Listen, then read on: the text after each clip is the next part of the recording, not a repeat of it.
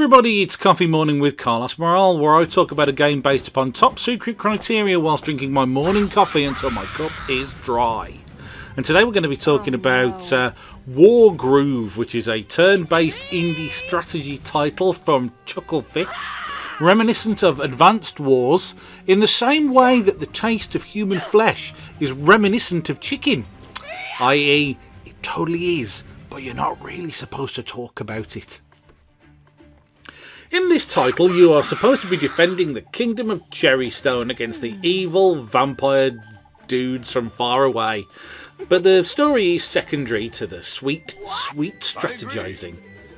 Move your troops around the battlefield, competing for the high ground and best defensive positions, whilst at the same time maximising resource generation so you can keep churning out units that best take advantage of your opponent's weaknesses. Wargroove is a game of counterplay, with troops being either crazy strong against enemies or insultingly weak, with little room in between. This results in a playstyle that is defensive and reactionary on each new map, at least until you learn the major unit archetype for that level and build a force to counter it. Flyers die to ranged units more readily, but not all ranged units, so you'll need to keep regularly checking out the strengths and weaknesses column of the stats page and assume nothing. Cavalry dies to spears, but sweep aside archers.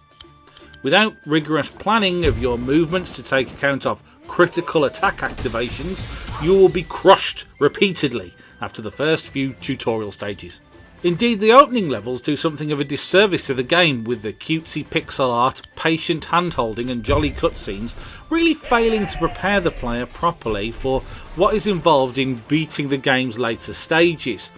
You're so enamoured with the cute doggy General Caesar and the fact that doggies and their factional equivalents don't die on the battlefield, they just run off instead, so they can be a good boy somewhere else, that you don't quite realise the difficulty spikes until they're shoving themselves through your chest and out the other side. It's not all fun in the park with dogs, however. After the initial intro level, you step into the shoes of Princess suddenly thrust into queenhood Mercia, and you command a steadily expanding army of various traditional fantasy types.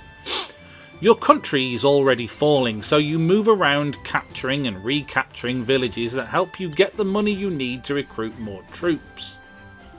This makes good thematic sense when playing as this faction, although this is stretched a little when you suddenly take over as the plant-based Floran tribes, Heavensong Empire, or the misunderstood Felheim Legion. I've decided to show an edited entire battle for this video rather than flipped between different scenes, largely in order to give you a sense of the flow of the gameplay. Wargroove is slow, you need to take your time over turns, and the attack animations that are cute at first begin to wear thin, especially after the new unit that you just ship to the front line gets one-shotted out of nowhere.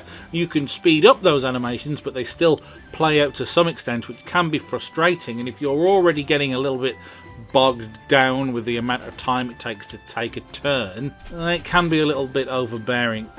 This isn't to say that Wargroove isn't fun or a good strategy game. One choice that the developers have made is to make every faction in the game a reskin of the other. No one has an OP unit that the others can never get access to. Since I spent the most time skirmishing rather than playing through the storyline, this was appreciated since it forced battles to be more tactical affairs than simply racing for that one unit that wins the game. That can prove to be a hard counter for somebody's well-worn strategy. At least in the early stages, when you're learning about the game and it all seems fresh, Wargroove feels like it's going to offer a lot. After some time with it though, some of those rough edges become somewhat uncomfortable, perhaps too uncomfortable for many players. The game has become quick streamer fodder since its pacing allows for plenty of chat, interaction and debate, but the experience of playing through the game at home solo may prove somewhat less engaging. Wargroove can be a satisfactory experience without ever reaching the heights of the games it borrows so heavily from.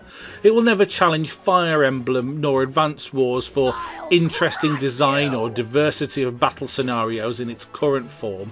There is a great deal of user-generated content, but some users are already describing the toolset as limiting. Hopefully the community will find a way around these limits and produce content that make this game worth going back to down the line. Thank you ever so much for watching today's video on Wargroove. I do hope that you have enjoyed it, and if you have, please do not hesitate to leave a like somewhere where you found this video, and I look forward to speaking to you again next time.